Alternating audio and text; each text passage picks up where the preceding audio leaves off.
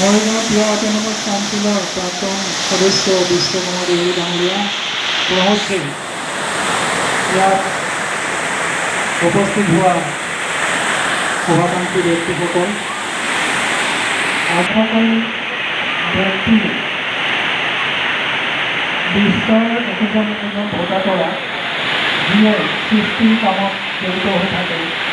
জুবিন গাৰ্গে তেনে এজন মহান শিল্পী আছিল যিয়ে প্ৰায় 38,000ৰো অধিক গীত কণ্ঠদান কৰি উদ্দেশ্য আছিল, সেই উদ্দেশ্যসমূহ যাতে আমি আগুৱাই লৈ যাব পাৰোঁ, সেয়ে সকলোকে মই আহ্বান জনাইছোঁ। আৰু সদৌ শেষত আজি যি এই অনুষ্ঠানটো আয়োজন কৰিলে লাভৱানী জাগৃতি সংঘৰ সমূহ কৰ্মকৰ্তাক মই এই শ্ৰদ্ধাঞ্জলি অনুষ্ঠান কৰাৰ কাৰণে সঁচাই তেখেতলোকৰ ধন্যবাদৰ পাত্ৰ।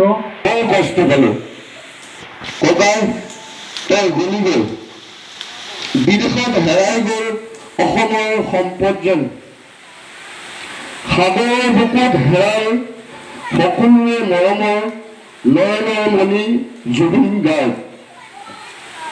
আজি দিনটো কি হৈ গ'ল ককাই, বিশ্বাস কেনেকৈ কৰোঁ যে এইবোৰ হৈ গ'ল।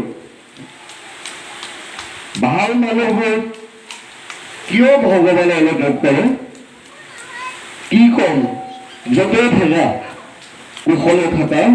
জয় জুবিন দা।